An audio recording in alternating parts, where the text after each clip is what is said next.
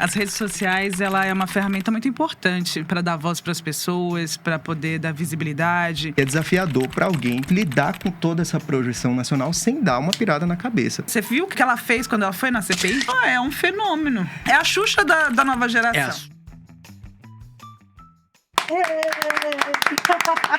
Salve, TikTok! Sejam bem-vindos! Obrigado. Esse papo Obrigado. vai render muito aqui hoje. Vai. Assim esperamos, né? Eu quero falar sobre a relação de vocês com as redes. A gente já começa da relação de vocês com essas redes sociais hoje em dia. Qual a leitura que vocês têm? Legal. Vamos, primeiras damas? Nossa influenciadora aqui. Olha, as redes sociais, ela é uma ferramenta muito importante, né, para dar voz para as pessoas, para poder dar visibilidade, para poder trazer reconhecimento. Pessoas que muitas vezes se sentiam, de repente, invisibilizadas, elas podem hoje criar seus conteúdos, mas óbvio que existe toda uma estratégia que é necessária para poder alavancar, né? Então, o que eu vejo hoje é que as pessoas estão conseguindo se soltar um pouco mais nas redes, mas também existe uma necessidade de um filtro com relação a algumas coisas para que fique uma rede saudável.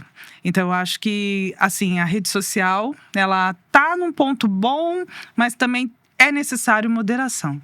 Então, a Luana, comunicadora, deu o ponto de vista dela. Eu quero saber o seu, Diego, como assessor. Eu vou um pouco na mesma linha, assim. Hoje eu uso, digamos, em um percentual 80%, 80% para trabalho e 20% para uso pessoal. Eu realmente optei ali, acho que até por um processo de amadurecimento, né? A gente tá na casa dos 30 a mais, a gente passa, sei lá, dividir um pouco menos da questão da vida pessoal, mas é bom a gente olhar com análise, com cuidado, porque realmente, assim, o excesso de exposição, ele caminhou para uma coisa, assim, muito violenta até para as próprias pessoas, né? Perigosa. Então, perigosa. Aí a gente parte aí para uma discussão sobre o vício, né, nas redes sociais, o tempo que a gente gasta. O brasileiro gasta quase 9 horas do seu dia numa tela, bolando, né, um scroll lá, rolando as redes sociais, e o quanto isso é prejudicial até para a própria vida desse usuário. Então, é uma linha muito tênue, né, entre a diversão, o trabalho e o vício. Cara, você falou uma coisa assim super coerente, até pra minha vivência, né? Eu trabalho com isso, e às vezes a gente, trabalhando aqui, eu e a produção, a gente fica liguepando, né, pra ver qual é o cenário do momento, o que a gente pode trazer de pauta, porque você tem que fazer um estudo, é uma análise de Sim. mercado. E automaticamente, daqui a pouco, você se pega guepando pela dopamina. Uhum. Tipo, Outra coisa aleatória. aleatória. Você também já se pega assim direto, Luana? Então, é porque o Instagram já sabe o que eu consumo, né? Então, por exemplo, as plataformas já sabem o que você consome conforme aquilo que você vai curtindo, então ele vai te mandando. Então, quanto mais ele manda, mais você consome. Se você não sair, você vai indo, porque é uma coisa que te satisfaz, ele já sabe o que você gosta. É que nem minha mãe, ela já sabe que eu gosto de tal comida, então ela vai fazer e vai me chamar pra comer. Então, o Instagram, TikTok, as redes, enfim, elas acabam sugerindo isso pra gente e a gente vai indo. Então, no meu caso, eu evito postar muito minha vida pessoal. Eu posto muita coisa de trabalho, coloco ponto de vista, mas eu evito hoje expor. O meu filho já expus mais, hoje já não exponho tanto. Eu sempre dei dica desde o começo das redes sociais, principalmente para as mães, para poupar os filhos de algumas situações, de ficar expondo onde estuda, onde frequenta. Tem pessoas que postam o tempo todo onde estão em tempo online, ou os lugares que frequenta com frequência, que acaba frequentando assim, diariamente como academia. Então, tem que ter um bom senso também, né? E o autocuidado, porque rede social não é terra de ninguém. Então, tipo, que fala assim, não é terra de ninguém. Eu acho que é terra de ninguém, porque até você conseguir algumas coisas, enquanto as leis não forem estabelecidas, regulamentadas, tá ruim tanto para quem... tem um lado ruim tanto para quem cria, tanto para quem consome. Perfeito. Bem colocado. Então já fica até a dica, né, para quem está nos assistindo.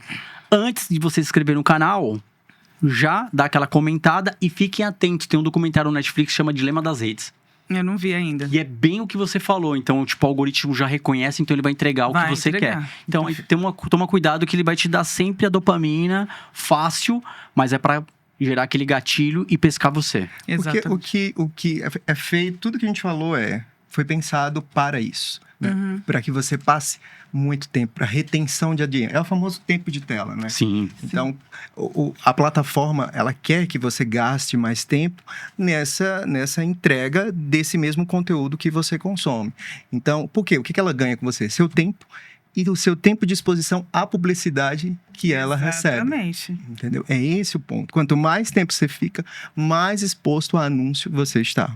É esse o segredo da máquina. É a chave ali do gatilho. Quero entender agora de vocês. Eu já fui logo para as perguntas, para entender o que vocês acham das redes. Mas, Luana, você como comunicadora, qual é o seu dia a dia? Qual é o seu trabalho? A gente quer entender um pouco. Olha, na verdade, o meu trabalho, sendo uma mulher no Brasil, são vários, né? A mulher não pode, aqui no Brasil, se limitar a ter apenas uma profissão, ou ser dona de casa, ou ser esposa, né? Até porque, até para ser esposa tá difícil. A pizza tá salgada. Pizza tá salgada para todo mundo. Então, a gente, acho que a maioria das mulheres não tá tão idealizando isso, principalmente quando a gente vem de uma sociedade que dizia que uma mulher, para ela ser bem-sucedida, ela tinha que ter um marido, né? Hoje elas querem ter dinheiro e isso é muito bacana, porque agora o companheiro não é uma questão também que envolve essa dependência financeira e econômica, né, que junta com a dependência emocional e acaba virando uma bola de neve que a gente está vendo os resultados das outras gerações nessa. Então, eu trabalho com a área administrativa, com recursos humanos, com marketing, com muita coisa e também com criação de conteúdo, que na verdade eu comecei sendo representante comercial, que é uma área muito mais administrativa, com outros influencers, vendendo eles, só que aí uma agência viu potencial em mim, me chamou e eu comecei a fazer. Mas eu venho do artístico há muito tempo, eu sempre fui de ficar na frente das telas como bailarina e atriz, depois eu quis tomar o lugar de decisão. Eu percebi que se eu não corresse atrás para ser a pessoa que desse a canetada, não ia ter mais pessoas pretas naqueles espaços onde eu estava. Então, quando eu entrei na Record em 2006, eu comecei a indicar pessoas pretas para a emissora, porque não tinha, e eles precisavam para fazer vários castings, até também quando eu comecei a fazer comercial de publicidade. Então, eu era sempre a única preta. Então, como que a agência achava outros pretos para fazer campanhas para eles quando precisava? Tinha que perguntar para outro preto. Porque antigamente as pessoas pretas não se achava elas possível aqueles lugares. Por exemplo, os lugares que a gente vê hoje ocupando muitos lugares, muitas pessoas pretas antes não se viam ali, porque a sociedade já dizia que você não podia. Então, a gente foi quebrando o tabu e aí eu fui entrando nesse meio e, na verdade, eu falo que sou multifacetada. Se precisar trabalhar, a gente vai e é isso. E faz e acontece. Faz e acontece, porque a mulher, quando ela tá empenhada, meu amor, ela dedica. Depois a gente vai fazer essa leitura de mercado aí que você trouxe aí sobre a questão do artista preto na representatividade hoje nas TVs, abertas principalmente. A gente vai querer trazer essa pauta aí. Legal. E você, como assessor, meu amigo Diego, fala aí, como é o seu dia a dia, o seu trabalho, meu amigo? Meu amigo, já são 13 anos nessa jornada aí, né? Eu sou jornalista de formação, jornalista e assessor de imprensa. Eu sou pernambucano, cheguei em São Paulo em 2013 e construí essa carreira aí na área de assessoria de imprensa, gestão de reputação e gestão de imagem, né? Como a gente costuma falar. Trabalhei em algumas agências grandes aí, significativas. Tenho uma passagem pela Mind, que é uma das mais fortes no mercado do marketing de influência, né? Que despontou ali na pandemia. Outras agências de assessoria de imprensa para o segmento musical, né? Empresas de eventos.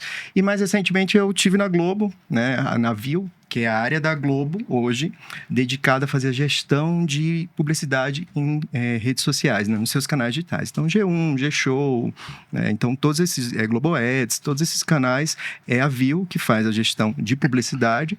E, especificamente, ela desenvolveu uma área que é a área de creators, influenciadores, ali voltada para receber os ex-BBBs. E eu entrei justamente numa safra muito boa, foi onde eu conheci a nossa colega Luana. A gente era comentarista de BBB em um outro podcast, que foi o BBB 24, né?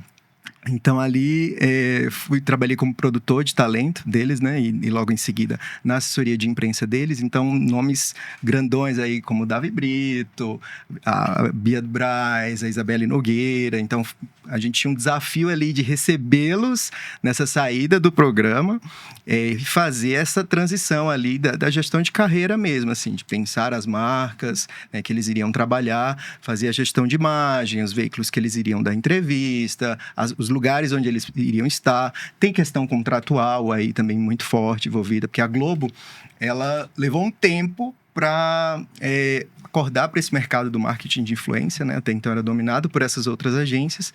Só que aí vem o fenômeno Juliette, que foi um estouro, assim. O Juliette foi algo muito fora da curva, né? Para todos eles. Eles ficaram muito assustados com o volume de publicidade. Acho que ultrapassou 30 milhões, assim, de faturamento em um único ano após a saída dela. Então, realmente a Globo viu ali uma possibilidade de reajustar contrato e reaproveitar todo esse time, porque ela gera, a TV Globo, ela é um gerador de talentos, né? Só que aí veio essa forma, esse canal de gerar receita publicitária através desses creators, influenciadores que saem de reality show. Então, foi muito desafiador, foi muito gostoso trabalhar com essa turma também. Essa questão de você ter falado assim, a Globo, ela consegue reconhecer, pegar e transformar algumas pessoas que já estão ali para talentos, né? Consegue trabalhar esse marketing. As pessoas criticam muito a questão do Davi, mas se a gente for colocar na balança, teve mais casos positivos do que negativo? Não. Não? Ou mais negativo do que positivo? Não, quero entender os bastidores. Mais negativo. Bem mais negativo? Bastidores e vida real. Tá na rede social. Não, se você for analisar assim, que nem... Friamente? O Gil. O Gil é um fenômeno. Juliette. É um case. É um case de sucesso. Juliette, mas quem?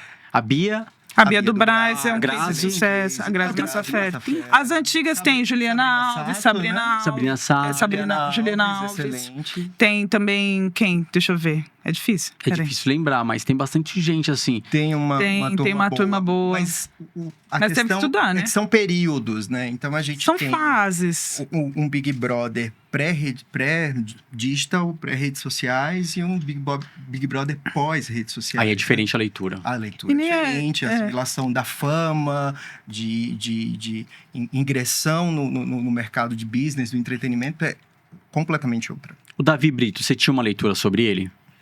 O Davi Brito, como assim uma leitura, você diz? Porque ele foi uma aposta muito grande, teve um documentário e depois é um cara que deu uma flopada na Globo. Ah, tá. Depois que ele saiu do programa, teve documentário, mas eu acho que foi uma forma meio que de aproveitar o hype.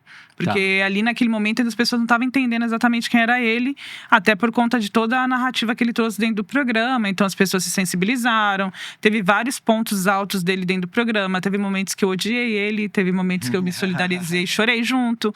Então, depois que ele saiu, eu não tive nenhum momento de comoção com ele, apesar dele vir nas redes sociais várias vezes chorar. E eu acho que a Globo acabou soltando a mão dele, assim, por conta disso. Ele acabou perdendo a mão. E eu acho que ele foi, de fato, um jogador. Pra mim, ele fez um personagem lá dentro. Total. E você enxerga dessa forma, Diego? Legal. Você trabalhou com o Davi. Sei. E aí você pode falar melhor essa questão. Assim como o Arthur. Eu acho que eles ali fizeram um jogo. O jogo mesmo. Não sei, eu não consigo... São personagens interessantes para o próprio reality em si, mas talvez não tão interessantes ou que não souberam fazer um bom aproveitamento da aqui vida fora. pública. Né?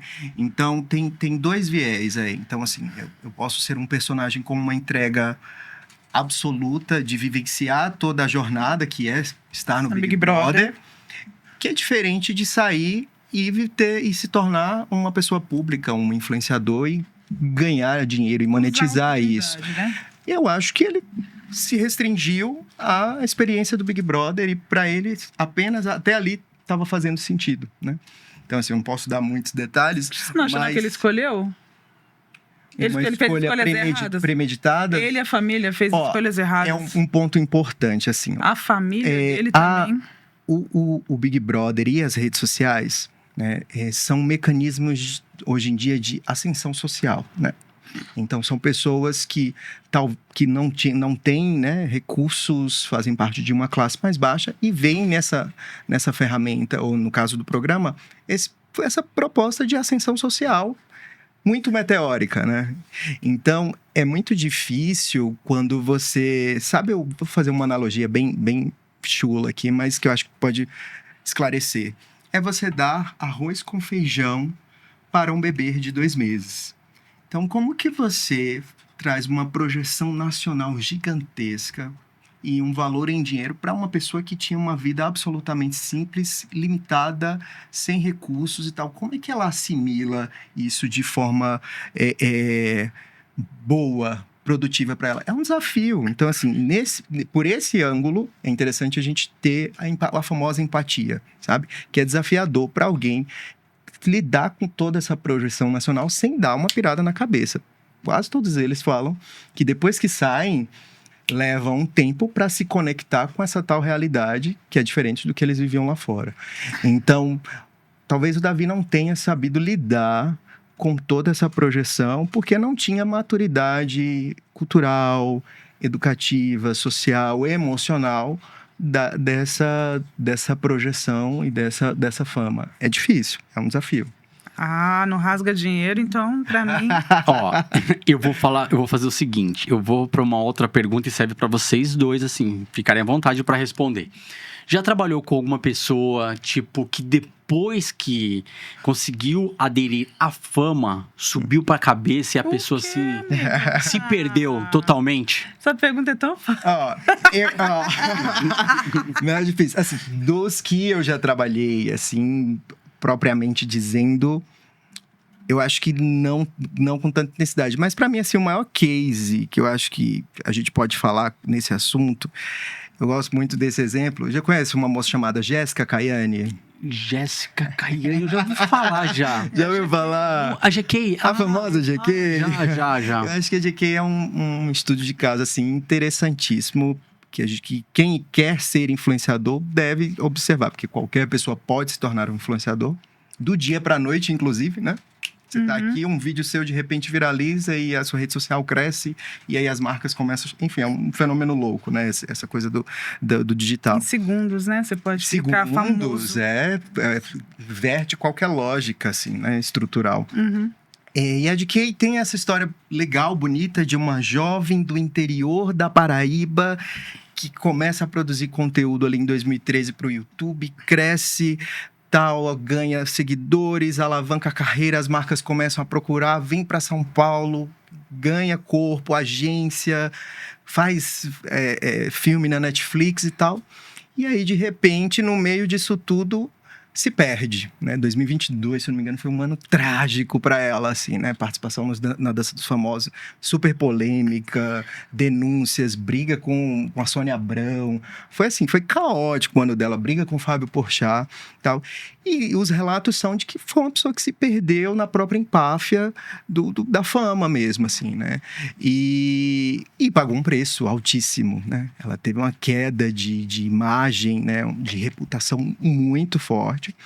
E hoje, de forma muito gradual e provavelmente acompanhada de assessores, né, de pessoas, de profissionais, está fazendo um exercício de recuperação dessa imagem. Mas provavelmente assim, é o exemplo mais evidente assim, de alguém que se perde, que vem do nada, que vem de uma base muito pobre, humilde, ganha essa notoriedade através das redes sociais, se perde e tem que fazer um exercício forte para se recuperar.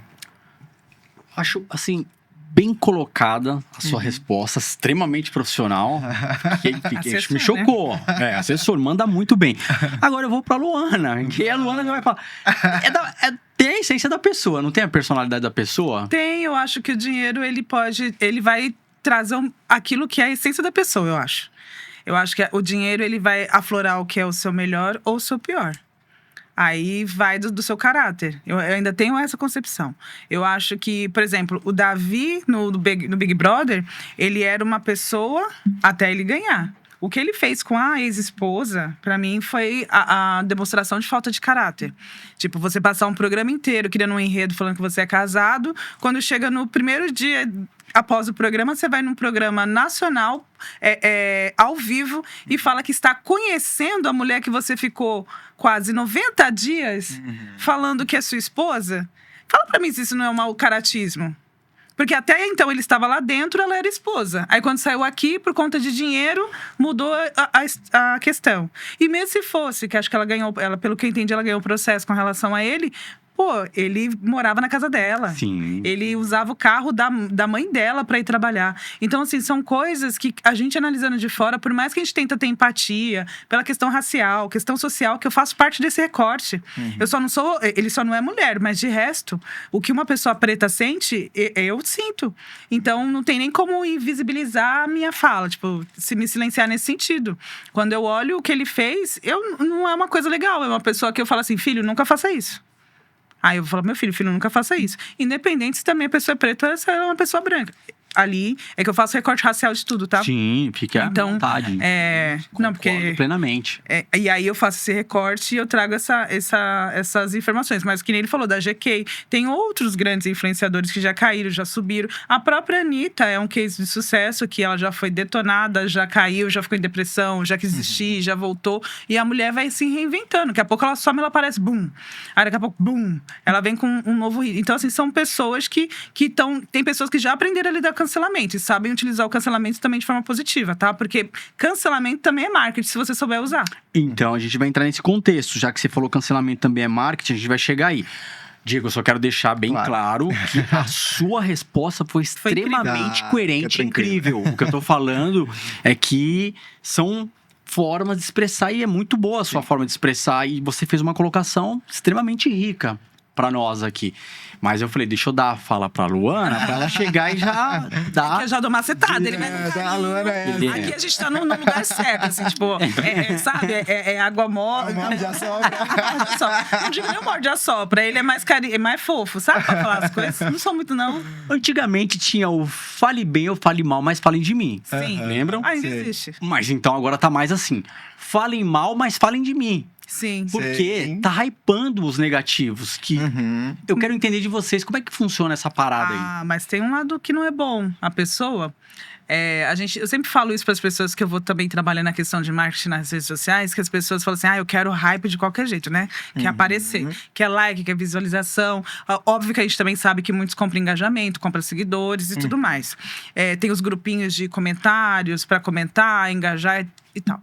Só que existe uma questão com relação a isso, que as pessoas acham que quando você entra em baixaria, polêmica, briga com alguém, aquele engajamento vai te retornar dinheiro. Só que muitas vezes tem plataforma que vai te banir. Às vezes aí você vai ficar banido 1, 2, na terceira eles te derrubam a tua conta. Tem questões que você vai entrar num processo jurídico, te deu hype. Mas tu vai responder judicialmente por aquilo. Aí vai mexer no teu bolso. Porque é honorários, é os valores com relação ao judiciário. Aí você vai se lascar. E outro ponto, as marcas não se interessam por pessoas que são envolvidas em polêmicas.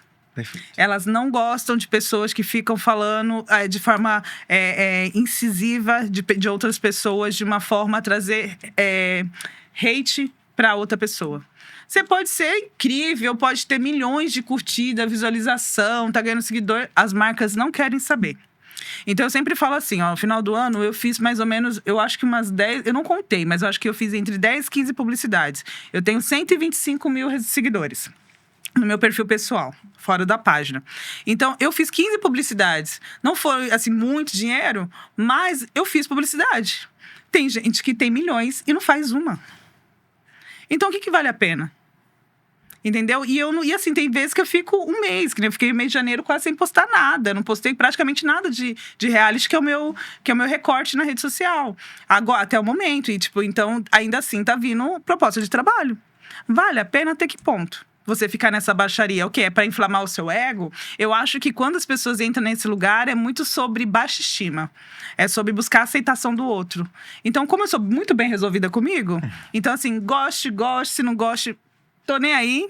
Então, eu falo as coisas que eu acho que é coerente, uso bom senso, também uso empatia, também penso no que aquilo vai dar de gatilho no outro. Então, eu procuro não entrar em polêmica. Só entro quando botar o meu nominho e eu me incomodar muito. Senão... Vamos para a parte jurídica e a gente vai tirando dinheiro dos outros lá no judiciário. E é isso. Para mim, nunca vale a pena. Nunca vale a pena para alguém que quer se profissionalizar. Que entende o ser influenciador como sua profissão, como sua imagem pública, como o espaço onde você monetiza e tal. Nunca vale a pena, né? A gente teve um caso bem recente. A não ser que você queira ser patrocinado apenas por Tigrinho. Por Tigrinho, Se a sua meta de vida é só ser patrocinado por Tigrinho... Aí sim. Aí eu me envolvo isso eu esqueci de polêmica, falar. Você lembra Aí fica um brigando com o outro. Tinha a Bia Miranda. Do Fiuk, você lembra? Esse daí eu não vi. Eu vi da Bia Miranda e o ex, e o atual, e todo mundo. Faz sentido eu me envolver em polêmica, porque eu gero tráfego para minha rede social, faço as pessoas engajarem dentro dos meus stories para, num dado momento, eu meter um joguinho. Uma publi do Tigrinho. Aí faz sentido. Aí é a sua estratégia. Aí é sobre a regulamentação. Também. Mas assim, se eu sou um influencer sério, que eu acho que a gente vai falar sobre isso também, quero crescer em imagem, quero chamar a atenção das marcas, o que a Lu falou, as grandes marcas fazem curadoria de seus influenciadores. Ela vai olhar seu histórico em polêmicas, notícias, vai fazer aquela varredura. Tem um setor de compliance lá para olhar sua vida. Então, se a marca não vai, grandes marcas não vão se associar a influenciadores que estão envolvidos em polêmicas. Falando em polêmicas ainda nesse jogo de influenciadores, a Jojo Todinho, ela entrou em muitas polêmicas? Acho que ela não é que ela entrou, ela é reativa. Ela é reativa. Então, muitas pessoas... Até teve uma moça que esse tempo chamou ela para uma luta. Ela na casa dela, de boa, tranquilona. A mulher do nada soltou na rede, desafiando a Jojo Todinho para uma luta. A mulher tá estudando direito. Daqui 2 anos ela tá se formando. Ela pegou o dinheiro dela, independente de como, sabe? Ela fez o trabalho dela. Se é com bet, se foi com publicidade, que ela fez muito tempo durante... até inclusive a pandemia. Tipo assim, ela tá na dela, mas vai em gente lá e cutuca. Aí, enquanto ela não aprendeu que a reação dela criava um influencer, ela não tinha... Acho que ela não tinha essa noção do poder que ela tinha. De transformar uma pessoa influente pelo simples fato dela responder alguém. Então, algumas pessoas já entenderam. Eu, por exemplo, na minha rede, eu sou peixe pequeno perto dessa galera de 3 milhões, 10 milhões que são seguidores reais. Eu vejo que tem gente, às vezes, que comenta alguma coisa pra eu ficar batendo boca. E por quê? Porque quem chega depois é querer acompanhar a treta. O brasileiro adora uma treta. Tem isso, tem que ficar atento. O brasileiro adora uma confusão, tanto que é o que mais consome. O ódio engaja. O ódio engaja mais do que o amor.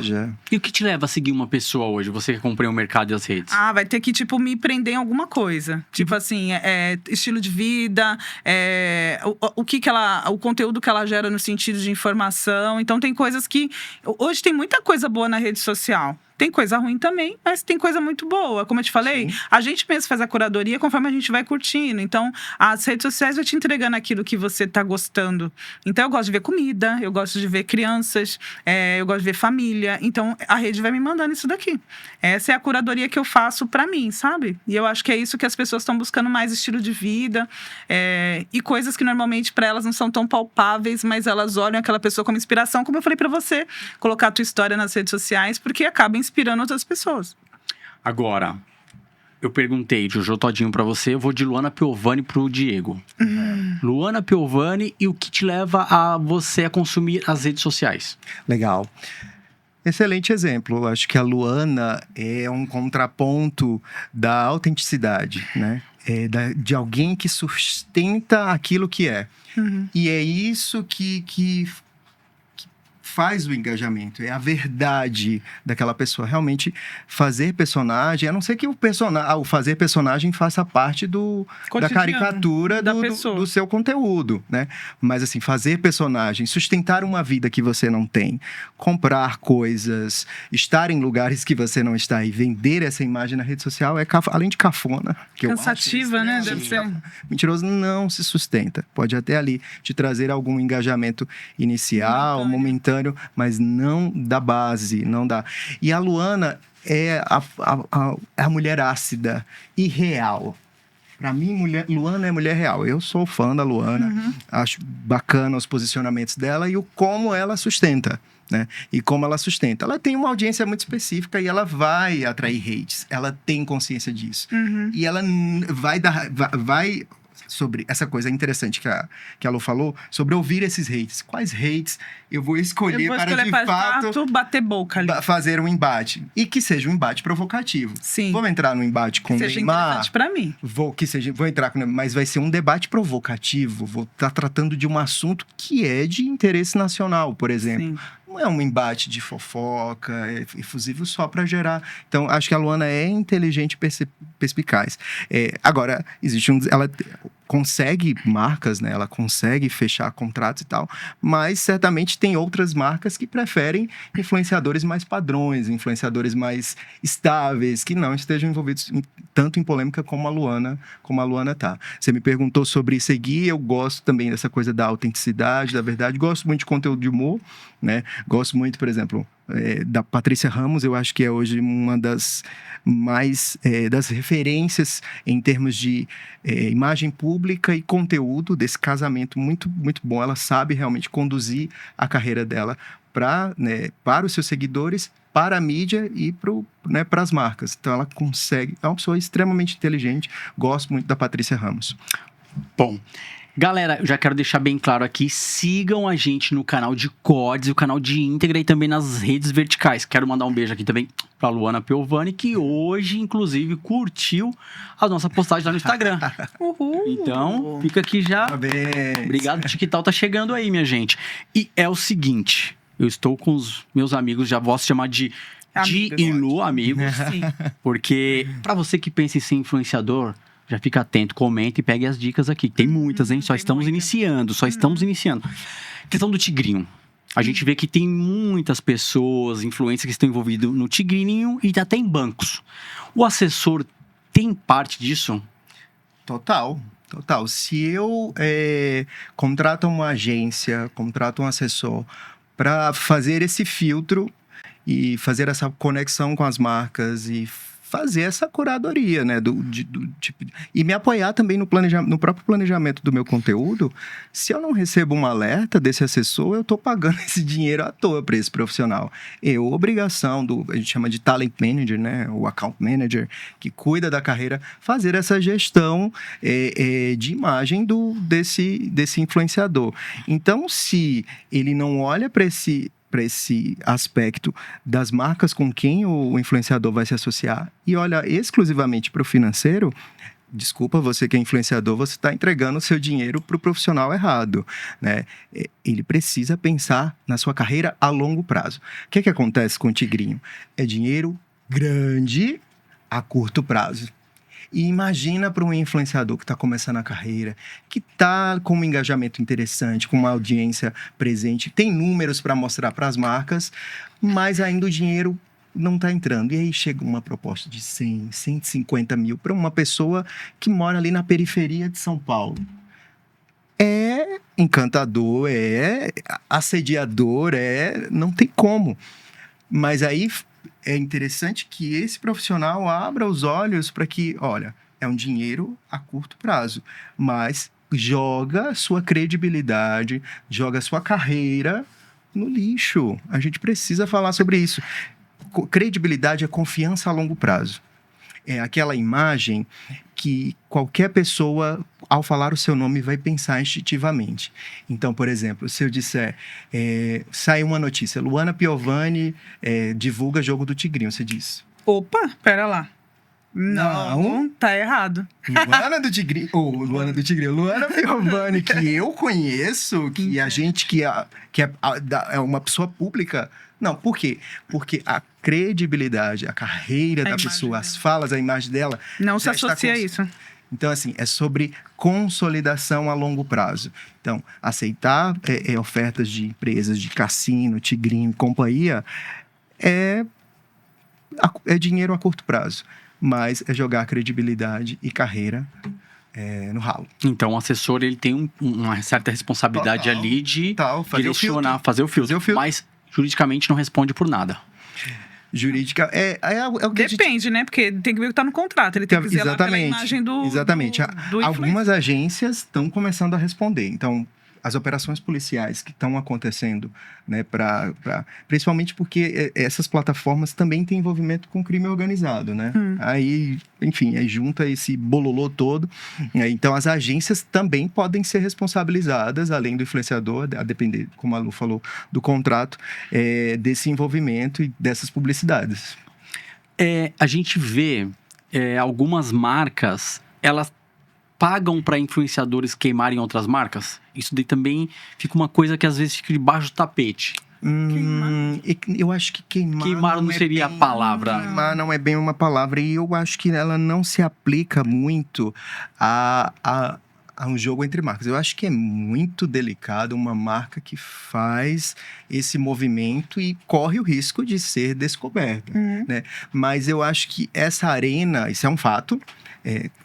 Contratar influenciadores, mais de vários influenciadores, para emitir algum tipo de discurso, para emitir algum tipo de mensagem, né, meio uníssona sobre um determinado assunto. Mas a gente vê muito isso no campo político, né? Então, no campo político, existe essa contratação de influenciadores para determinar, né, para combater um outro lado adversário e tudo mais. Isso é um fato. Infelizmente existe. E também, volto no assunto de Tigrinho, é colocar a credibilidade, sua carreira, você que é influenciador, em jogo, se associando a esse tipo de campanha. Agora, sobre marcas e empresas, justamente é a briga sobre o melhor influenciador hypado para colocar, para dar visibilidade para a marca dele. Isso pode acontecer. Que está acontecendo muito no meio da suplementação, do mercado do suplemento. Então, a gente pode ver algumas marcas aí que estão chegando. Então, estão pegando a galera da maromba e trazendo para o universo farmacêutico que vai lançar suplemento para dar uma hypada. E eu acho que marcas têm o desafio da curadoria, assim, sabe? É um desafio muito grande, porque o mercado do marketing de influência, ele também está sujeito às transformações da rede social, da mudança do algoritmo. O algoritmo muda a cada mês e aí as agências, né, as empresas têm que acompanhar, mas é muito relativo, tá? Não é só simplesmente contratar um influenciador que tem 5 milhões, mas que ali que a audiência dele não conversa com a sua marca, com os valores da sua marca. Então, marca, hoje em dia, empresas têm o desafio de fazer curadoria, de entender quais influenciadores têm afinidade, tanto no seu conteúdo, tanto na sua audiência, na reputação, de novo, a gente volta nesse assunto, com o seu negócio. É muito relativo.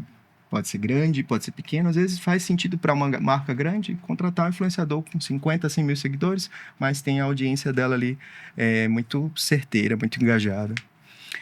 Luana, vocês são consumidores, você e o Diego, de rede, sociais, até para entender como é que funciona sempre o cenário ali, analisando.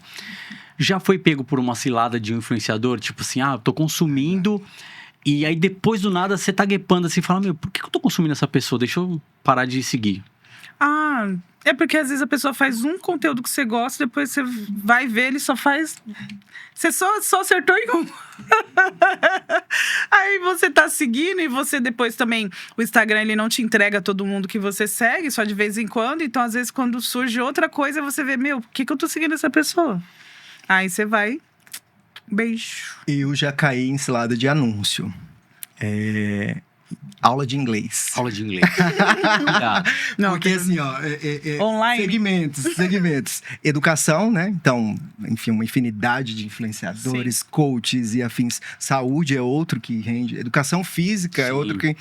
E eu sou crítico, um pouco crítico, né? E chato com essa questão de qualquer pessoa tá ministrando cursos e coisas afins e ganhando dinheiro. Assim, eu sou um pouco resistente a isso, mas eu entendo que é um segmento do mercado hoje bem forte.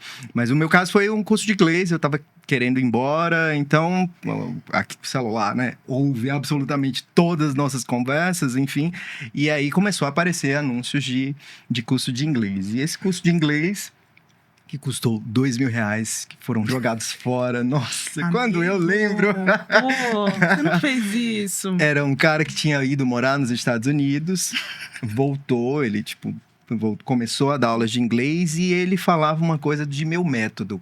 Quando alguém falar o meu método, abra o olho. O meu método. E aí eu caí nesse método dele, que era um método bem verborrágico, que a gente tinha que ouvir X horas por dia em inglês, que essa absorção ia virar uma chavinha. E aí, quando eu comecei a fazer o curso, ele começava as aulas tocando violão. E a aula era uma morosidade. Eu falei, não acredito. tanto que eu fiz esse investimento. Então, assim, o anúncio estava muito bem feito, estava convincente. Isso acontece, a galera, Bom marketing. né, contrata um time bom aí de audiovisual, faz um bom anúncio, faz um bom tráfego, e aí a gente cai às vezes. Então, me arrependo muito, então é bom ficar alerta com quem fala meu método. E agora, entrando para um tema um pouco mais delicado, que vai pegar todos os influenciadores. Foi sancionado agora, né, uma lei sobre a questão que afeta a monetização dos influenciadores. E aí eu queria ver que agora tem que abrir empresa. Então a gente já começa aqui. A profissionalização é obrigatório o CNPJ Sim. para emitir nota fiscal. Já era, né? Eu acho. A maioria. Quem já Você atuava jogue. com contratos, a maioria dos influenciadores que trabalham com contrato para fazer, né, a receita, para fechar negócios com marcas e afins, já fazia uso de CNPJ. Mas E pode aí continuar. eles vão ter total responsabilidade, né? O influenciador responde por danos ao consumidor em publicidades enganosas. Eu acho ótimo. Quando a gente vem em publicidade enganosa, eu quero que vocês tragam alguns exemplos. Se você não quiser trazer os nomes, podem ficar à vontade. Depois eu dou o meu parecer. Tá. Desculpa discordar de você, mas até onde eu estou por dentro dessa lei, lei 13.523, 235, eu acho, que foi sancionada agora, ela concentra na questão do reconhecimento da profissão, né?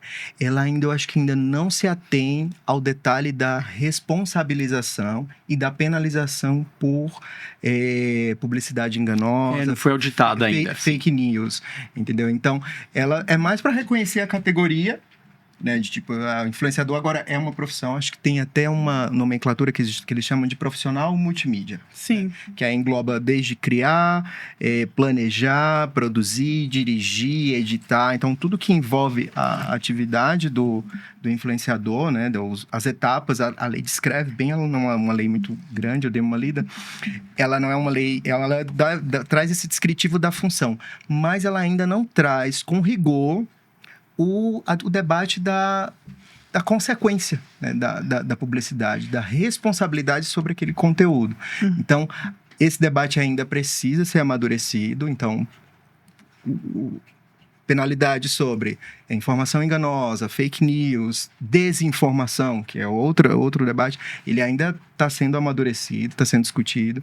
Em ano eleitoral pode ser que isso volte ou não. É o debate que envolve as plataformas, né? As plataformas não querem ser responsabilizadas pelos conteúdos que os criadores fazem. Isso é muito questionável, né? Elas precisam ser envolvidas. É muito fácil, né? Eu colocar ali a minha plataforma à disposição e não me responsabilizar e jogar 100% a responsabilidade em cima de quem faz. É um debate ainda que vai continuar ao longo do tempo aí. Mas essa temática que ele botou aqui, ela tá.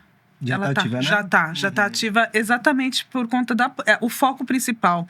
Além de profissionalizar o profissional criador multimídia, Sim. ainda tem a questão da responsabilidade, não só com relação a ele, né?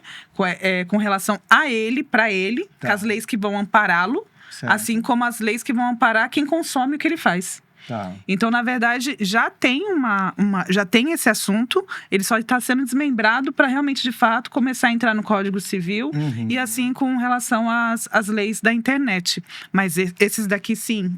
O ponto principal agora é a questão exatamente com relação à propaganda enganosa. Sim. A propaganda enganosa e também porque tem criador de conteúdo que vai e fala assim, eu divulguei tal joguinho. Mas não, eu não sabia, não sei o quê, para mim era regulamentado. Então, ele vai se proteger, ao mesmo tempo que vai ter que proteger quem está consumindo. Porque aí a pessoa vai lá, perde uma moeda.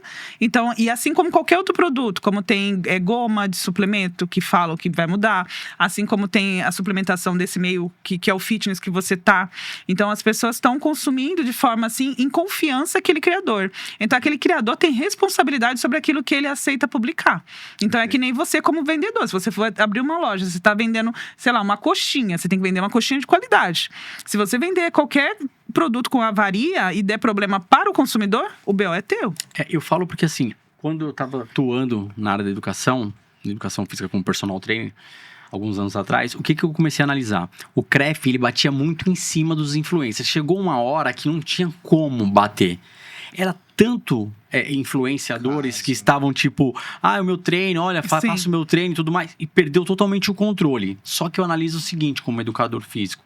Se você passa um treino dentro da internet e fala que um todo pode fazer, se a pessoa se lesiona, ou se não é para aquele grupo muscular, quem responde? Sim, é isso. Então, o que eu acho dessa nova lei que vai começar a vigorar? É justamente isso, blindar. Você pode falar, mas tem que estar um profissional do lado. Perante ao meu profissional que está me passando o treino, esse exercício faz bem para mim. Sim. E aí ele pode dar o parecer dele. Você em casa, que não tem essa tal patologia, que não tem essa lesão, a gente vai acionar esse grupo muscular, sabendo que você sedentário vai fazer só tantas repetições, você que já tem uma prática 2 vezes por semana pode fazer tantas repetições, e você que já tem uma vida ativa de treino, você pode fazer quantas séries de tantos a tantos grupos para esse grupo muscular. É um exemplo que eu tô dando. Porque, assim, eu não estou ativo, mas eu sempre mantenho o meu CREF ali pago por mês. Então, o que eu penso? A gente vê, eu não vou citar nomes aqui, mas vê um monte de influenciadores, tipo, treinando. Legal, pode postar o treino, só que você não pode falar sobre o treino. Você já viu propaganda de dentista, Colgate e outras marcas? Ela coloca o cara sorrindo, tal, mas é o dentista. Ou E aparece lá o CRO. Porque pode falar. Provavelmente uma exigência da área, né? Do conselho. Sim. Regional de Odontologia. Então, eu vejo que essa mudança começou já na TV aberta, e agora tá vindo para as plataformas das redes. É fundamental, é a responsabilidade, né? Responsabilidades... É mídia, é marketing. É igual a publicidade que tem na TV, tem que seguir toda uma regra. Até para bebida. O CONAR, né? O CONAR, que é o órgão que regula, né? A forma que vai divulgar. E o CONAR fica em cima, tá? Sim, fica, né? Então tem uma tramitação também que o influencer, a partir do momento que ele lesa alguém, ele paga uma multa. Então, no CONAR. Sim. Que essa multa não passa de 50 mil. Ou no Código de Defesa do Consumidor, que é outro espaço nicho. Onde tem... onde embasa a lei. Né? Tem o CONAR, tem a Justiça Comum, que é a civil. A área civil. E tem a do consumidor, que também entra aí no mesmo nicho. Mas ainda... Mas é muita gente. Precisa aprimorar especificamente para o mercado digital. Sim, mas também tem a questão que a gente tem nas redes sociais muitas pessoas que eu falo que é analfabeto funcional. Eles leem, veem e tal, eles vão consumindo sem entender nada. Sim. E também quando tem que buscar justiça, eles também não sabem.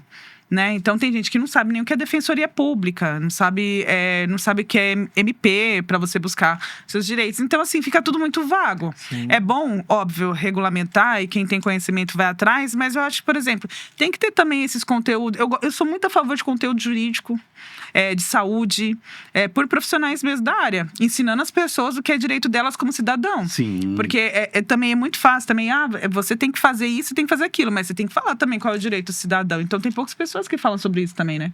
Você que é influenciador pode ser um aliado nesse sentido. Se Sim. você quer ser um influenciador responsável, chama o profissional, faz um bate-papo de entrevista, um conteúdo de entrevista com um profissional da área sobre um assunto que você gosta, que você tem afinidade e tal, mas traz um profissional para endossar, para embasar, para trazer a legitimidade daquele da informação que você está passando. É isso. Eu acho super importante e assim, quando a gente fala... você falou da questão do analfabeto nas redes, eu acho muito coerente, muito importante, porque a gente está falando de algoritmo. Primeiro, quando a gente fala de redes, independente da rede, é algoritmo.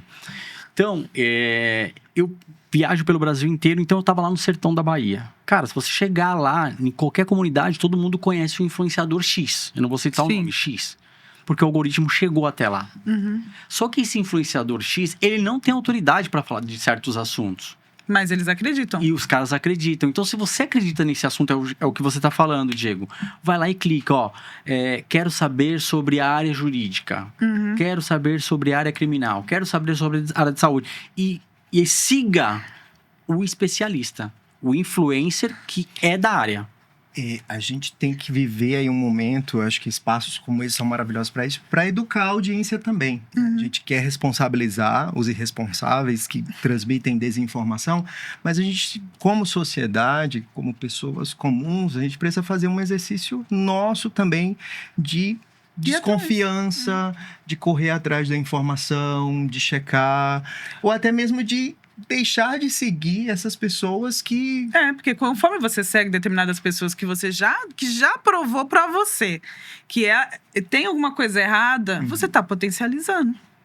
Você tá potencializando, você tá ali fomentando. Adoro fazer um exercício de unfollow terapêutico. Eu vi essa expressão uma vez, eu fiquei unfollow terapêutico. Peraí, vamos fazer uma faxina aqui em quem de fato não contribui, que você inicialmente, que a gente falou no começo do papo, né? O primeiro conteúdo que eu vi dessa pessoa é interessante, mas aí eu vou ver a sequência, a pessoa se perdeu, a pessoa não busca fazer um conteúdo de qualidade. Deixa de seguir, deixa de prestigiar, e isso impacta para esse influenciador. Ele vai ver que ele está perdendo essa audiência, esse engajamento. Vai ter que se organizar. Ele vai se refazer. Bem coerente. E falando de influenciador, vamos falar de quem? Quem? Virgínia. Virgínia Fonseca. Polêmica. Não pode. É um fenômeno de vendas. Isso não pode deixar de falar que ela é um fenômeno de vendas. É sorte, estratégia ou vocação? Maior marqueteira que tem. Não tem estratégia, então. É estratégia. Ela é um case daquele case de sucesso, porque é marqueteira de tudo. O que essa mulher fez no carnaval, cara? Rapaz. Estratégia total. Total. A Grande Rio é a escola com o samba mais ouvido no Brasil hoje. E, aumentou o número de seguidores. É tudo... Daqui a pouco ela tá na Copa, ela tá negociando com o Luciano Huck pra ser a repórter, saindo do SBT, indo pra Globo. Sim. Fala pra mim. Sim. Essa mulher, ela é um fenômeno. Sorte, estratégia. E ela tem uma equipe de marketing muito também. boa. Ela trabalha muito, mas... É assim, trabalho tem que ser assim. Quando você vai administrar algo, você tem que ter um marketing muito bom. E ela, além de ser uma pessoa que aparentemente tem grandes ideias, ela tem uma equipe que faz acontecer. Então, quando você tem um profissional como ele, um assessor, você tem uma pessoa que é gestão de crise, você tem a pessoa de marketing, estratégico, jurídico, tudo caminha junto. Então, não adianta você acionar um marketing ou um jurídico no final quando já deu um BO. Ela vai contornando todas as coisas. Você viu o que ela fez quando ela foi na CPI? A mulher já meteu a camisa da Flor, foi lá, tipo assim, tô indo ali. Tô indo ali na esquina. Ela foi tranquilona. E ainda fez selfie, todo mundo querendo tirar foto, porque ela é um fenômeno. É a Xuxa da nova geração. É a Xuxa da nova geração. Bem colocado. E eu você? acho controversa. Você não acha que é a Xuxa da nova geração, não? Porque ela tá pegando dos baixinhos aos grandinhos. Eu acho ela uma figura controversa, inteligente, estrategista. Sim. Acho que realmente abraçou a própria história e aí, enfim, virou empresário e tal. Mas a questão das polêmicas e do envolvimento delas com os jogos do Tigrinho... Não, mas as marcas com as quais ela se associou, acho que mancharam a carreira dela, infelizmente. Ela poderia ter tido uma carreira meteórica, principalmente pela questão da exposição da família, né? Aquela exposição da família foi a virada, acho que de chave. Foi muito bom pra ela. Porque ela cresceu exponencialmente em seguidor, e principalmente seguidor que gosta de acompanhar a rotina de família. Quem se identifica, quem é mãe, né? Quem tem os desafios de cuidar de um filho e tal. E aí as filhas também parece que já nasceram com um talento, com carisma, né? que vem dela.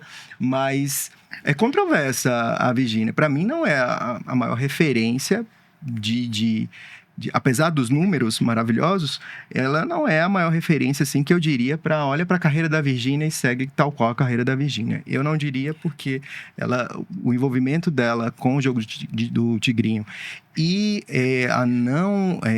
o fato de não assumir né, as responsabilidades de estar ali, de estar indo para a CPI, de ter o nome envolvido, eu acho que é muito danoso, é muito ruim. Para mim, não é a maior referência. É controversa, é inteligente, reconheço os números, mas para você que quer ser influenciador, eu não falaria para você se inspirar na Virgínia, por Não exemplo. seguir o caminho, fazer uma outra estratégia. O excesso de exposição, acho que tem consequências para a vida pessoal dela. Eu não E sei o pros quanto filhos isso também. para os filhos, né? Isso precisa ser falado também, né? Na questão da maternidade. Sim. A Lu, que é mãe, pode falar melhor sobre isso. Do relacionamento, eu não sei o quanto isso impactou na relação dela com o com o Zé Felipe, sobre o término do namoro, eu não sei o quanto isso impactou o casamento. Mas... E o quanto isso para a saúde mental dela, e eu acho assim, tipo, a exposição, o excesso de exposição do luxo, né, a ostentação da vida luxuosa, para mim, é muito complicado, sabendo que você tem uma audiência massivamente pobre, né, com poucos recursos. Eu acho muito, muito complicado. E a relação dela com o Vini Júnior? Eu não entraria nesse mérito, assim, as pessoas julgam muito que o relacionamento dela possa ser interesse, e aí eu acho que a gente entra numa camada muito machista de achar que uma mulher que se envolve com um cantor, que se envolve com um jogador, é uma alpinista social. Não, é uma mulher que tem os seus sentimentos, tem os seus sentimentos, tem a sua identidade, tem o seu valor, né, como mulher, e pode consequentemente ganhar ou conquistar um cara, e sem isso necessariamente haver interesses, né, por trás. Ela não precisa do Vini Júnior. A gente alegar que ela tá querendo algo, ela não precisa do Vini Júnior. Mas se for fazer a leitura assim, vamos lá, eu quero ver da Luana. Porque assim, sim, não, porque o que acontece? Ela com o Vini Júnior juntar o útil ao agradável, lógico, não tá ali porque ela não precisa financeiramente. Mas como você mesmo falou, dentro do país, falando Brasil, tem uma mancha aí devido à questão dos jogos, no qual ela passou aí. Aí você começa a analisar, se leva para uma carreira para a Europa, internacional, meio que dá uma camuflada. E aí é uma fênix. Surge uma nova Virgínia internacionalmente falando. Antes de você entrar, Lu, vou dar a palavra para você. Eu acho que houve sim um reposicionamento, tá? Eu acho que o episódio das Bets é uma página virada. A gente está vendo o movimento, a entrada no carnaval já faz parte dessa narrativa de positivar, melhorar a imagem dela ainda mais. Saída do SBT possivelmente para a Globo também já faz parte desse movimento. Relacionamento com o Vini Júnior pode fazer parte desse... Do útil ao agradável. Pronto. Pode. Pode, Luana? Pode. Cara, a pessoa, quando ela quer uma coisa... E o Vini com a Kardashian? Firmam um network ali, uma ponte, que ele já saiu na foto com ela. Então, especulam-se muita coisa, né? O que a gente ouve muito na rede social são pessoas falando exatamente aquele lance que aqui ela já tem uma carreira consolidada. E aí, como que seria o acesso para fora do país? Sendo Vini Júnior, se eu não me engano, ele é empresariado pelo marido da Beyoncé. Aí, são pontes, né? Como ela é uma mulher estratégica, pode, mas também a gente não pode aplicar aquela faixa do machismo, do patriarcado, né? De acreditar que 100%, de acreditar que uma mulher, de repente, está com um cara. Exatamente. E também tem o viés de racismo, que a gente também tem a questão da mulher branca loira, que até tem o Hendrick que tá agora no divórcio, que também foi muita coisa assim. Então, a gente que vem de uma... Eu, que sou mulher, né, sou uma pessoa preta, como eu falei pra você, eu coloco o recorte racial em tudo. Eu, como mulher, eu também observo algumas coisas. Eu não tenho como julgar, a gente só vai ver lá na frente, assim como a gente tá vendo a questão do Hendrick agora. Mas eu acredito que, sendo estratégia ou não, ela lá fora, pra ela tá dando oportunidade, né? Não vou julgar. Pra carreira. Não vou julgar, mas assim, que ela tem uma carreira consolidada, ela tem, através do viés da família, que foi principalmente isso. A questão das Beth foi ruim pra ela, assim como pra um monte de influenciador. Acho que quando foi essa questão da Beth... A entrada na WePink também ajudou bastante. Exato. Ela assim, meio que romantizou a situação quando ela veio com a marca, ela veio com outros assuntos, ela mudou a narrativa totalmente com relação ao que estava vindo das Beths. Então, a Virgínia é uma mulher empreendedora. estrutura e o negócio dela é ela. A empresa dela é ela. É ela, a imagem dela. Então, ela cuida do corpo, ela cuida da saúde mental dela, ela tá vivendo o amor dela, ela tá fazendo o que ela quer. Então, assim, ela tem o dinheiro dela. Então, a questão do relacionamento dela com o Vini Júnior é uma coisa relativa que a gente vai ver lá na frente, né? Ela tem 3 filhos, não sei se ela vai querer ter mais. Eu vi em entrevista que o Vini Júnior quer mais filho. Então, são coisas que a gente só vai descobrir lá na frente. Não tem como a gente julgar com relação às escolhas que ela fez, que ela tá fazendo, do Vini Júnior também. Óbvio que a gente, né? Especula. Especular faz parte dessa roda. Dentro da sociedade, a gente especula, né? Mas tomara que seja... não dá. É amor. E falando em roda de fofoca, eu fiquei curioso aqui. O Hendrick, eu não tava sabendo. Tá entrando, ele tá no Real Madrid. As informações que correm pela imprensa é que ele tá num divórcio já, depois de 6 meses de casado, né? E a mãe dele avisou pra não casar, né? É porque já tinha um problema já ali, a mãe dele não aceitava o relacionamento. Quando dá problema com a família, meu amor, é questão de tempo. Principalmente com a mãe. A mãe vai aturar. Ela vai aturar, tá? A mãe vai aturar e ela vai dar o jeitinho de, olha, tu vai embora, sai daqui da minha vida. Sai da vida do meu filho. Então tá nesse processo. Pelo que eu vi na imprensa, sim. A esposa se manifestou dizendo que a vida dela é particular, que não sei o que. Ela esqueceu que era a mulher do Hendrick. Acho que eles têm que ser convidados pro reality da Netflix. Ilhados com a sogra. Exato. E acaba de uma vez. Precisam os 3 ir juntos pro Ilhados Mas acho que no momento precisa ser um power couple.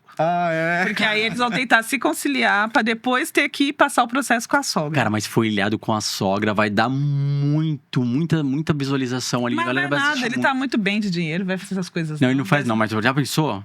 Ia ser. Você tem uma ideia interessante. Alô, Netflix, olha o Rei Dias dando uma ideia interessante aqui. Tem um Ilhados com a sogra só com celebridades. Celebridades. Cara, fica demais. A gente vai comentar. Vai. Esse é o momento. Pronto, e é pauta. Pronto. É assunto. Vou falar de todo mundo que tá divorciado. Bota todo mundo dentro. Eu vou entrevistando a galera, você vai assessorando, vocês vão trabalhar na comunicação e vamos embora. Não é verdade? Tá, pra fazer um métier aí. Agora, ainda falando de influenciadores, a gente vai para uma parada pesada, porque você falou, a Virgínia trabalha a questão mental. Influenciadores para entrar num burnout, dois, como é que funciona aí? O que vocês assistem? O que vocês vêem no dia a dia? É constante isso. Tem uma pressão pra é burnout, tudo que você imaginar. Pra produzir. Tem essa pressão de produção? Tem, porque tem que entregar conteúdo. Tem plataforma que você tem obrigação de postar 2, 3 vezes no dia para você conseguir monetizar. Então, se você não tem uma profissão paralela, se você não tem algo que te sustente, você vai ter que criar. Aí é a profissão criador de conteúdo mesmo. Então, vamos lá, Luana. Foi muito coerente o que você falou.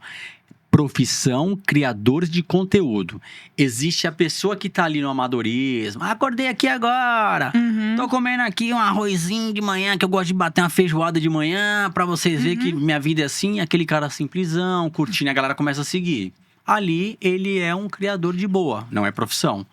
Quando entra a profissão, tem que ter metas. Tem que ter metas, objetivos, tem que ter tudo ali direitinho. E aí é onde já começa a parada de dar uma bugada. Sim, porque aí é você trabalhando pra você e muitas vezes a pessoa que faz, ela filma, ela edita, na verdade, ela cria roteiro, ela filma, ela edita, ela posta, ou se ela faz uma publicidade ela mesma sozinha, ela vai ter que mandar pro cliente, se o cliente mandar refazer, ela tem que refazer. Ela é uma empresa. É uma empresa. Na verdade, o criador, ele é o próprio negócio. Se ele não cuidar dele, o negócio vai quebrar.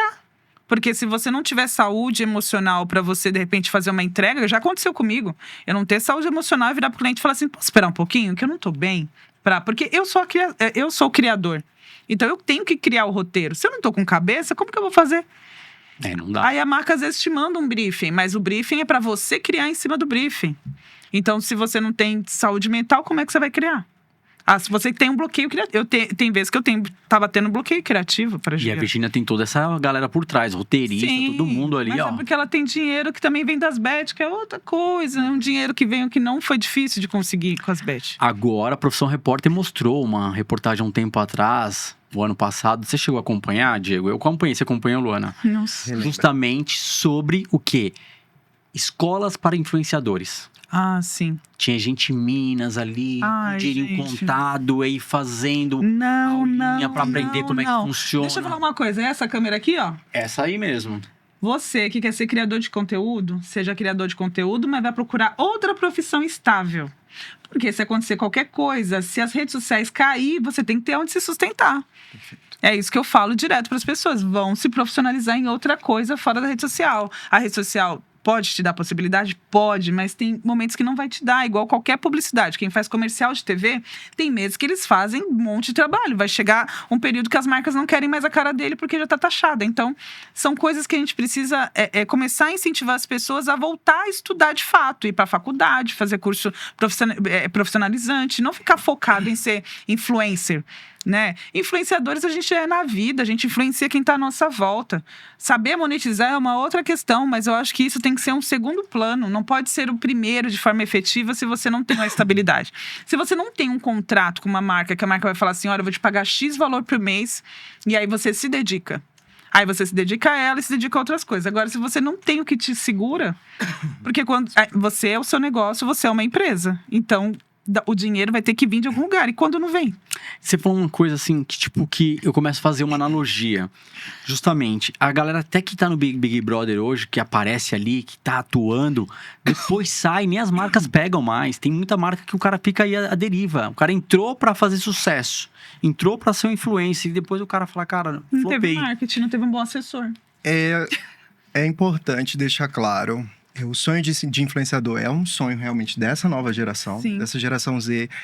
E aí, a Lu tocou num ponto muito importante, que é a gente parar de desvalorizar o caminho que a gente sempre aprendeu, né, com os nossos pais, que é a questão do estudo, da valorização do estudo, de almejar fazer uma faculdade, almejar fazer um curso profissionalizante, de ter o estudo como uma base para uma atividade profissional e de se dedicar exclusivamente. Isso a gente precisa alertar os nossos jovens sobre isso. É válido o seu sonho de ser influenciador, é válido. É legal que você tenha afinidade ali com a ferramenta, facilidade, até a intuição mesmo, a inteligência, por já ter nascido nesse universo, né, rolando tela. Mas é muito importante a gente falar, porque é muito pouco o número de pessoas que ganham ainda muito dinheiro sendo influenciadores. Eu li uma pesquisa um relatório do YouPix, que o Brasil hoje tem quase 7 milhões e meio de influenciadores. Desses 7 milhões e meio, menos de 1% consegue faturar mais do que 100 mil reais. A maior receita está ali entre 2 a 5 mil reais. Que é um salário que uma jornada profissional comum de 8 horas oferece. Aqui em São Paulo. Então, é importante a gente alertar de que não é todo mundo, isso não tira o prazer de você fazer, tá? De você se dedicar e aquele ser o seu projeto, o seu sonho de vida. Isso a gente não quer entrar nesse mérito. É só a gente pontuar que é muito difícil. É um misto de sorte com trabalho, mas bastante sorte. Quando o algoritmo, quando a vida te brinda com uma viralização e sua vida é transformada, enfim. Mas é muito mais trabalho, vai lá, Lu, 99% mais trabalho, 1% sorte. Então, é bom alertar a turma para isso. Assessor, mais uma aqui para você. Essa gostou? Gostou? Ó, a dica será essa pergunta, é uma dica pra galera de casa. Tá. Seja você mesmo ou cria um personagem. Seja você mesmo. Porque tem que sustentar, né? Seja você mesmo. O personagem ele, a não ser que eu só vou relativizar essa pergunta se o seu personagem é o elemento central mas quando vai a uma caracterização. Por exemplo, eu gosto muito de um conteúdo, vou puxar a sardinha lá para o Nordeste, né? E eu gosto muito porque a rede social proporcionou isso. Então, assim, gente do Nordeste, do Norte, é conhecida nacionalmente por conta das redes sociais. Então, tem um influenciador chamado Selma Denieta, do Ceará. Maravilhoso, adoro olhar os conteúdos dele. E ele simula uma professora do governo, né? Do município, do estado. Ele é o autor do bordão... não é o Olha Ela, eu vou tentar lembrar. ela é contratada, deixe ela que ela é contratada. O bordão deixe ela que ela é contratada. E ele faz essa simulação da vida da professora do estado ou do município e dos desafios dessa professora. O conteúdo é muito engraçado e muito interessante, porque ele fala do dilema da professora que passa perrengue com aluno e tal. E ele cresceu hoje, acho que tá quase batendo os 2 milhões de seguidores. É um conteúdo riquíssimo, maravilhoso, consistente, um personagem incrível. Ali e acolá, que é importante, ele humaniza, trazendo ele mesmo, sem a peruca, sem a maquiagem e tal. Então, a não ser que esse seja o seu personagem. O personagem é... Mas simular uma vida que você não tem, por exemplo, sendo nessa questão de personagem, não vai se sustentar. Então, é melhor realidade, verdade, autenticidade e honestidade. Porque isso é que gera conexão e afinidade com a sua audiência. Honestidade, autenticidade e verdade. Pegou a dica, galera? Galera do digital, pegou a dica aí? Diego Assessor mandando muito bem de celebridades, hein? Seja você, autenticidade. Este é o caminho para o sucesso. Ó, É isso. ficou bom, hein? Que não tem fórmula, hein? Não tem fórmula, infelizmente não tem fórmula. Eu gosto de um cara, porque assim, o humor às vezes dá uma aliviada na pressão do dia a dia. Eu gosto do Ramon Coxinha. Ele não é tão famoso assim, tem uns 200 e poucos mil, 30 mil seguidores, mas ele traz um negócio do cangaço, eu gosto. Esse negócio, tipo assim. O Teodoro, já viu? Eu já sei o Teodoro. É muito bom. Ele fala check. Seu antidepressivo chegou! Então, pra dar uma aliviada, é bom também seguir aí, porque o mundo já tá muito, né? Então você pega uns caras tá bacanas. Às vezes a internet ajuda em algumas coisas. E o que o influenciador faz? Qual a estratégia que ele tem pra não entrar no burnout? Bom, eu acho que tem aí 2 pontos. A gente está falando de grandes influenciadores e de pequenos influenciadores. Como a Lu falou, grandes influenciadores contam com uma estrutura maravilhosa e às vezes têm condições de pagar, por exemplo, uma terapia, um psicólogo, enfim. Terapia é importante, tá? Nesse processo todo, porque a vida digital é realmente... violenta, né? Se você deixar. Mas para quem não tem, para quem está começando, eu diria para não ficar tão refém das regras da plataforma, né? Então, sei lá, a plataforma diz que você tem que gravar X vezes ao dia, por semana e tal. E para você isso é abusivo, isso vai contra a sua rotina e tal. Então, valide aquilo que você consegue absorver, né, enquanto regra do jogo, né? Então acho que é o filtro, não dá para realmente ser, porque se deixar realmente a plataforma te escraviza. A verdade é essa, as plataformas querem escravizar, porque ela ganha dinheiro com essa criação do seu conteúdo, que é justamente aquele ponto que a gente falou no início, do tempo de retenção da audiência na frente do celular. Da publicidade. Exato. Então, não ficar tão escravo. E 2, acho que não continuar, né? Então, assim, continue produzindo o seu conteúdo, acreditando nele. Não dê tanto ouvido aos haters, não dê tanto ouvido a quem, né? Eu acho que é difícil, às vezes, para quem começa, aí ouve muito hate. Então, não absorver as críticas dos haters, assim, é outra ferramenta, assim, para não pirar, para não entrar numa depressão, numa crise de ansiedade, né? Ai, meu conteúdo não está entregando. Continua produzindo e acreditando, e aí é aquela coisa. Às vezes você produz algo de forma muito despretensiosa, vai dormir, quando chega, bum. O resultado tá lá, gigante. É continuar. Pergunta para vocês dois que dominam essa questão das redes. TikTok, Instagram, Kawaii, X e YouTube. Para fazer público, a publicidade ainda continua forte em quais dessas plataformas? Pela minha experiência em agências, né, a maioria das empresas contratam agências, né, de influenciadores. É muito difícil fazer uma contratação direta, a não ser que o influenciador seja muito grande. Mas é mais Instagram, né? Então, aquele velho e famoso combo, escopo, que a gente chama, né, de um Reels e 3 Stories, assim, ainda é o mais requisitado pelas marcas. Em segundo lugar, o TikTok. E isso é muito relativo, tá? Às vezes, ela quer atingir um público específico do TikTok porque o assunto, enfim, o lançamento que ela vai fazer casa com o conteúdo específico de alguém que tem força e relevância no TikTok. Então, mas em geral, a procura maior ainda é o Instagram. Porque o Instagram, ele pulveriza mais. Então, tipo assim, ele é o... mesmo que você não consuma, sou visto e você sendo visto, você é lembrado. É de números também, né? Eu acho que o Instagram só perde para o WhatsApp, que o WhatsApp também é considerado uma rede social, mas em segundo lugar o Instagram. Então ainda é uma questão de números e de audiência no Brasil, por exemplo. Luana, você... Então, o Instagram, eu acredito que ele abrange todos os públicos, né? Ele tem ele acaba pegando tanto a molecada quanto as pessoas mais velhas e por isso ele consegue continuar nesse pico com relação à publicidade. Mas também existe um investimento muito forte das marcas na rede TikTok, até por conta da dinâmica, da forma com que eles entregam conteúdo. Então, lá são coisas muito mais de provar o produto, né? De poder... ele chama de UGC. Então, eles contratam as pessoas para... Eles pagam para que e dão um produto para que elas possam dar opinião verdadeira com relação àquilo. Então, esse também é um movimento que tem muito na rede vizinha. Na rede vizinha não, né? No TikTok. Nossa, A gente fala rede vizinha. Porque o Instagram é onde surgiu primeiro, né? Exato. O X em publicidade é bem fraco, né? Eu nem sei como é que... Acho que é publicidade que se mantém mesmo, de manter a pessoa na tela, porque tem muita publicidade. Você vai passando no X, eu entro pouquíssimo. Eu vejo esse movimento. É o formato, né? O X. Eu ainda gosto de chamar de Twitter, né? Eu sou da velha geração.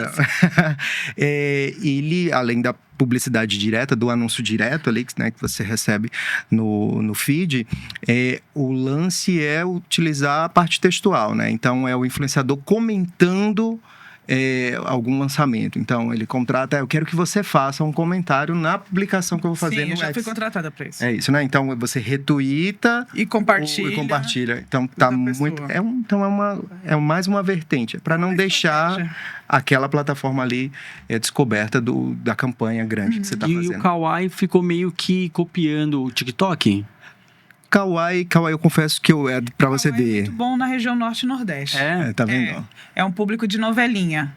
Eles fazem muitas novelinhas, né? E isso também tá migrando pro Instagram agora. Aí as pessoas não sabem se os relatos são reais ou não. Mas tem pessoas no Norte e Nordeste que estão pegando histórias de pessoas ou criando histórias. E aí eles estão monetizando dessa forma. Porque dá muito engajamento. Porque as pessoas não sabem se é real ou não. Aí as pessoas primeiro começam a comentar, a se sensibilizar com as histórias. Depois que vão ver que, na verdade, são atores. E para quem nos segue e sonha em ser um influenciador, qual é o primeiro banho de água fria e qual a dica que vocês poderiam dar? Banho de água fria? Isso. Para quem quer ser um influenciador. Eu falo para buscar outra profissão para colocar em primeiro lugar. Criação de conteúdo tem que ser, assim... segundo plano, mas tem que ter alguma coisa na frente para poder te segurar. Você precisa ter uma estabilidade. Se você não tiver algo que vai te dar uma estabilidade, um valor fixo ali no mês, e você, de repente, sendo uma pessoa que não mora na casa dos pais, tem que pagar aluguel, tem que sobreviver, você vai adoecer. Que aí entra naquela questão de saúde mental que a gente fala, porque fica uma pressão, porque aí você tá fazendo o seu melhor e muitas vezes você vai entregar o seu melhor na rede e não vai vir um retorno. Porque não é para todos. As pessoas falam assim, não, é sorte. Não, gente, acontece. Tem a curadoria, como foi bastante mencionado aqui. Então, assim, o meu banho de água fria acorde para a vida e vai estudar, buscar se capacitar, se profissionalizar em outras questões, mas também não deixar de estudar sobre a questão de criação de conteúdo. A gente tem novas leis, a gente também tem regras e a gente tem estratégias que as pessoas podem ir usando no seu dia a dia, mas para tudo é necessário dedicação e estudo. E a dica? A dica é essa. A dica só ficou no banho de água fria. Não. Mas a dica, você fala o quê? Constância? A dica não entre em polêmica, procure não comprar engajamento, seguidor, nada disso. Porque no final das contas, quando você compra seguidores, você acaba tendo um cemitério online. Às vezes é melhor você ter ali, assim, 100 seguidores, mas são 100 pessoas verdadeiras que estão te consumindo. Então, são de verdade. Então, é melhor você ter uma balada com 100 pessoas entrando 0800, mas consumindo o que você está vendendo, do que você ter um cemitério onde aquele público não te consome. Essa ficou potente. E a curadoria seria o quê? Só para a galera do TikTok entender. Quando você fala da curadoria, é uma pessoa que vai fazer ali o seu funil A curadoria, na verdade, vem tanto das marcas que vão te contratar, então você precisa entregar algo positivo. A curadoria que eu falo são das marcas nesse sentido. Você quer trabalhar, você quer ganhar dinheiro, eles vão fazer uma curadoria que eles vão te pesquisar de ponta a ponta para ver se faz sentido associar a marca a você. E nós, como pessoas, nós, como criadores também, temos que fazer curadoria com relação àquilo que a gente vai colocar na rede, porque isso daí também acaba criando impacto com relação a quem vai te contratar. E também precisa entender qual que é o objetivo real de você estar na rede. Às vezes tem pessoas que estão ali só para propagar, sei lá, só para falar que existe e que já venceu na vida e tá tudo certo. Mas tem pessoas que estão galgando principalmente a questão financeira. Então precisa ter um equilíbrio aí para não se perder também. Quem entra na saúde mental de novo. Diego, e o banho de água fria para quem sonha em ser um influenciador? A concorrência é alta. É muita gente não só querendo se tornar, mas se tornando influenciador, né? E levando isso a sério como profissão. Então, é um desafio muito grande ali você se destacar. Assim como qualquer área do mercado de trabalho, né? Mas no marketing de influência cresceu bastante o número de influenciadores. E a dica, eu diria, estar em um nicho, né? Que o seu conteúdo, de alguma forma, seja nichado. Eu acho que o nicho é um lugar seguro, né? É um lugar onde você pode ser algo que você tem domínio, propriedade, verdade, se sente à vontade para estar nesse lugar e falar sobre esse lugar e trazer pessoas para este lugar, eu acho que é o melhor caminho. Então, tenta descobrir aquilo que você tem mais afinidade, aquilo que você tem propriedade, aquilo que você se sente à vontade para produzir conteúdo, seja ele de qual formato for, e se especializa dentro desse nicho, que eu acho que é o melhor caminho de você ser encontrado pelas agências e ser encontrado pelas marcas. Luana Safiri, nossa comunicadora. Fique à vontade, o microfone é seu, câmera é sua, deixe suas redes sociais. Quem quiser te encontrar, quem quiser contratar, é agora. Esse é o momento de vocês. Seja um influenciador. Pode ser influenciador. Eu acho que todas as pessoas têm que influenciar mesmo, de forma positiva, tá, gente? As negativas a gente deixa pra lá. Mas enfim, as minhas redes sociais no Instagram é Luana Safiri, @Luana Safiri, no TikTok é luana.safiri. Daqui a pouco a gente tá aqui no YouTube também, mas essas são as minhas redes no momento. Então, eu agradeço, Reis, pelo convite, por toda a equipe. Para mim foi incrível também estar aqui junto com esse parceiro, com esse grande parceiro aqui de sempre. Então, é isso. Por favor, fala assim, volte sempre. Volte sempre, é isso aí, galera. Com certeza. Teremos mais vezes, vamos discutir vários assuntos, porque BBB tá indo pra reta final e logo, logo teremos vocês aqui. Diego Antunes. Perfeito. É isso aí, o grande assessor. Sei que sua agenda tá cheia, mas por favor, deixe suas redes sociais e fale aí. Quem quiser contratar, já sabe. Gente, obrigado pelo espaço, Rei, toda a produção. Foi uma delícia estar aqui. Bom, minhas redes sociais é assessoria_DA de Diego Antunes, tá? No Instagram. O meu telefone para contato é 11 São Paulo, 981543460. E o meu apoio e o meu desafio, na verdade, é te ajudar a ganhar visibilidade na mídia e a pensar uma carreira de forma estratégica, com consistência e credibilidade. Esse é o meu desafio. Eu quero estar ao lado de vocês para construir isso de forma bem, bem bonita. E eu, o Rei Dias, que sou no follow dentro do Instagram, já vou deixar aqui, ó. É reidias.sa, Sociedade Anônima. Então já segue lá, porque agora eu vou começar a alimentar minhas redes. Por favor, né? O diretor tá pegando no meu Tanta pé. dica agora, hein? Só fico aqui no TikTok, vocês vão começar a ver mais eu lá. E quero agradecer imensamente de coração. Hoje eu tive um podcast fantástico com essa dupla aqui, incrível. E já sabe, sigam a gente nas plataformas que estão aqui, as verticais, Spotify e também canal de cortes que vem ganhando muita força. E dá aquele like aqui no canal da íntegra. Eu sou o Rei Dias, na moral, mais um TikTok e só vai. Tamo junto, uma salva de palmas. Muito Bom demais.